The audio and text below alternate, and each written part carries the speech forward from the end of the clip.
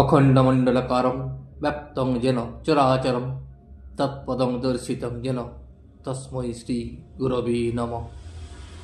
ঠাকুর, মা ও স্বামীজির চরণে শতকোটি প্রণাম।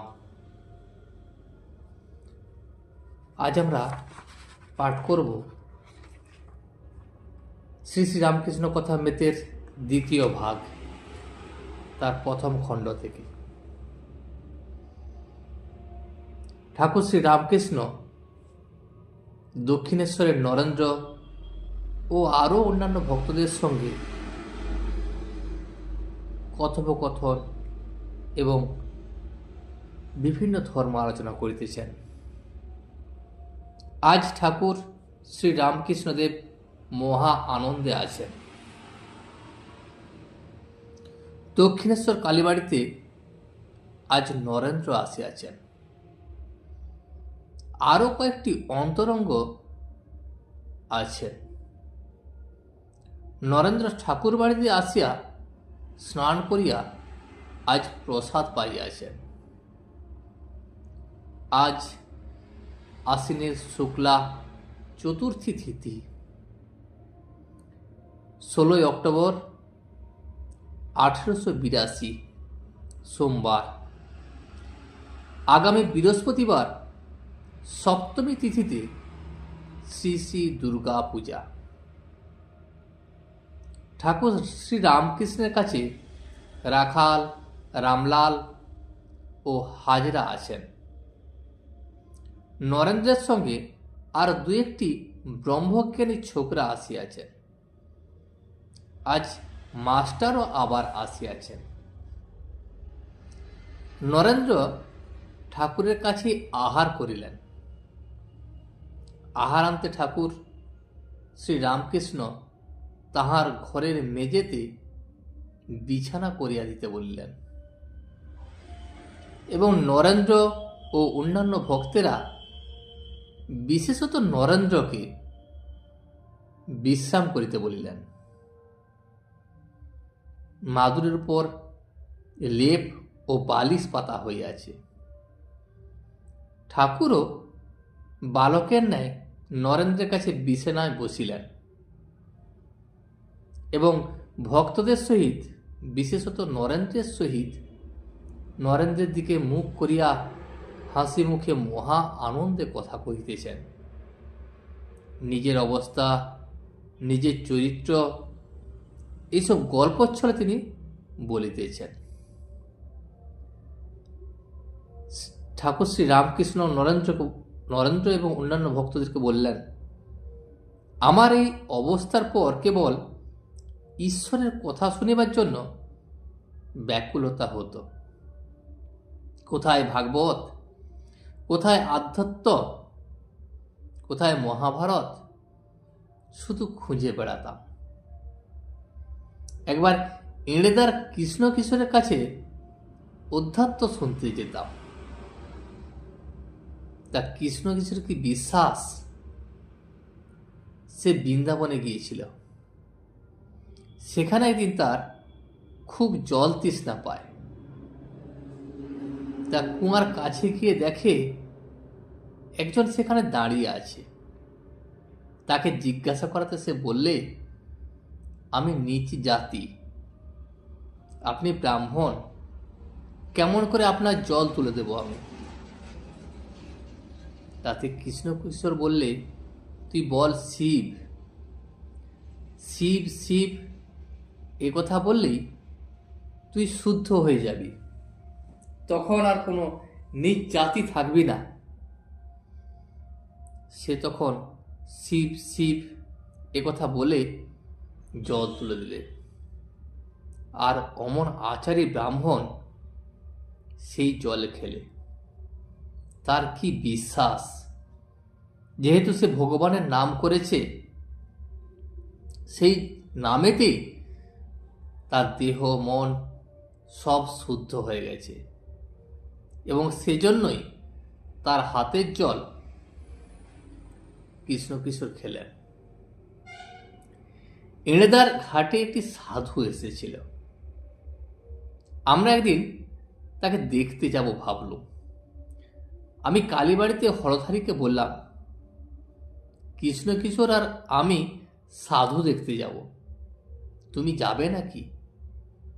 তখন হলধারী বললে, একটা মাটির খাঁচা, তাকে দেখতে গিয়ে কি হবে?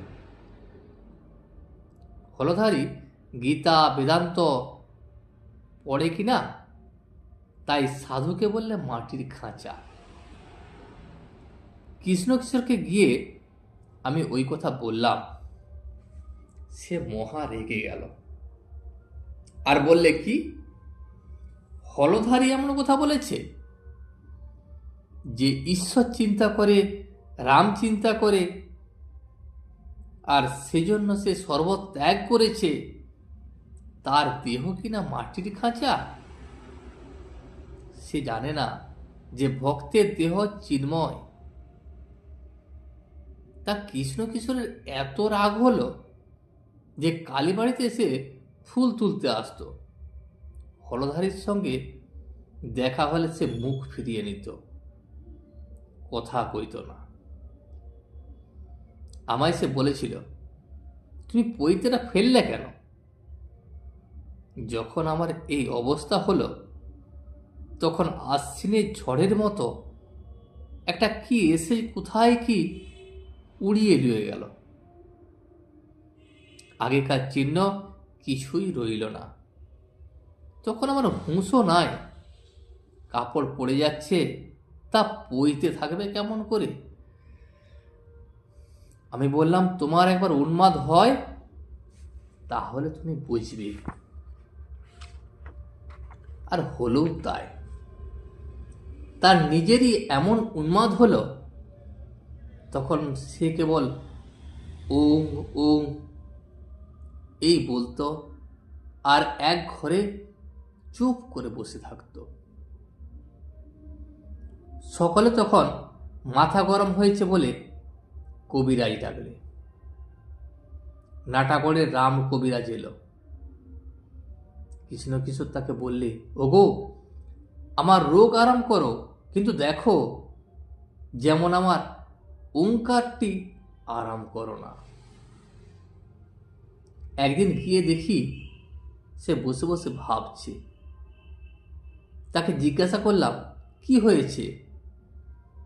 সে তখন আমায় বললে, ট্যাক্সওয়ালারা এসেছিল, তাই ভাবছি, বলেছে টাকা না দিলে ঘটিবাটি বেচে লবে। তা আমি তাকে বললাম, কি হবে ভেবে? না হয় ঘটিবাটি লয়ে যাবে। যদি বেঁধে লয়ে যায়, তোমাকে তো আর লয়ে যেতে পারবে না, তুমি তো খগো। কৃষ্ণকিশোর বলতো, আমি আকাশবৎ, অধ্যাত্ম পড়তো কিনা, মাঝে মাঝে তুমি খ বলে আমি ঠাট্টা করতাম। তা হেসে বললাম, তুমি খ, টেক্স তোমাকে তো টানতে পারবে না। উন্মাদ অবস্থায় লোককে ঠিক ঠিক কথা, হক কথা বলতো, কারোকে মানতাম না, আর বড় লোক দেখলে ভয় হতো না। যদু মল্লিকের বাগানে যতীন্দ্র এসেছিল, আমিও সেখানে ছিলাম।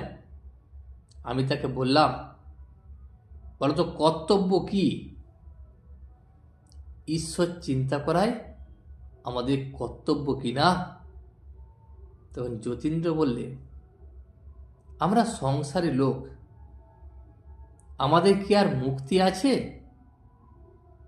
যখন রাজা যুধিষ্ঠিরই নরক দর্শন করেছিলেন, তখন আমার বড় রাগ হলো। বললাম, তুমি কিরকম লোক গা? যুধিষ্ঠিরের কেবল নরক দর্শনই মনে করেছে রেখেছ, আর যুধিষ্ঠিরের সত্য কথা, ক্ষমা, ধৈর্য, বিবেক, বৈরাগ্য, ঈশ্বরে ভক্তি, এসব কিছুই মনে হয় না। আরো কত কি বলতে যাচ্ছিলাম, তখন হৃদে আমার মুখ চেপে ধরলে। তো যতীন্দ্র একটু পরেই আমার একটু কাজ আছে বলে চলে গেল। অনেকদিন পরে কাপ্তেনের সঙ্গে সৌরীন্দ্র ঠাকুরের বাড়ি গিয়েছিলাম। তাকে দেখে বললাম, তোমাকে রাজা টাজা বলতে পারবো না, কেননা সেটা মিথ্যা কথা হবে। আমার সঙ্গে খানিকটা কথা কইলে।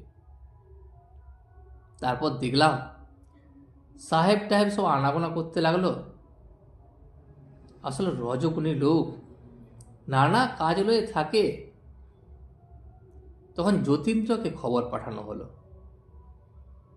সে বলে পাঠালে আমার গলার বেদনা হয়েছে। সেই উন্মাদ অবস্থায় আর একদিন বরানগরের ঘাটে দেখলাম জয় মুখুজ্জে জপ করছে, কিন্তু অন্যমনস্ক।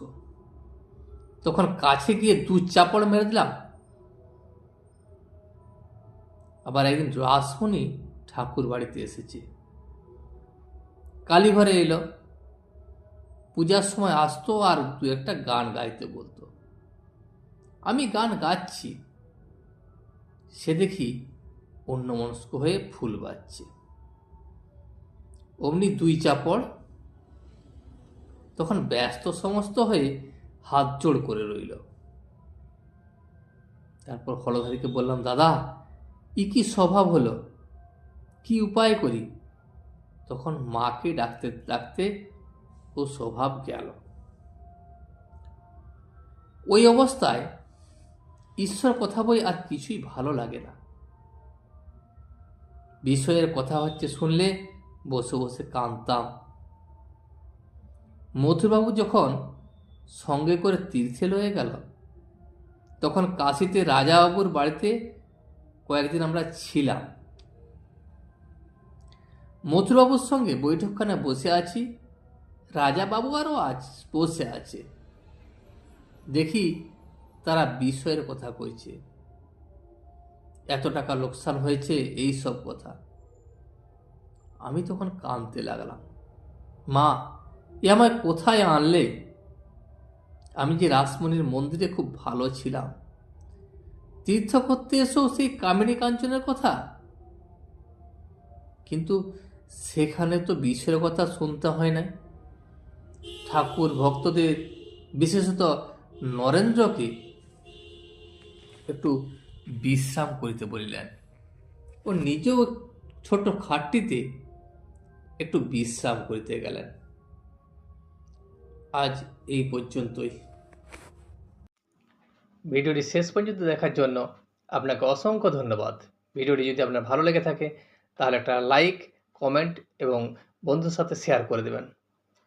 সাবস্ক্রাইব করে পাশে থাকা বেল আইকনটি বাজিয়ে দেবেন, যাতে আপনাদের নতুন ভিডিওগুলি সর্বপ্রথম আপনার কাছে পৌঁছে যায়।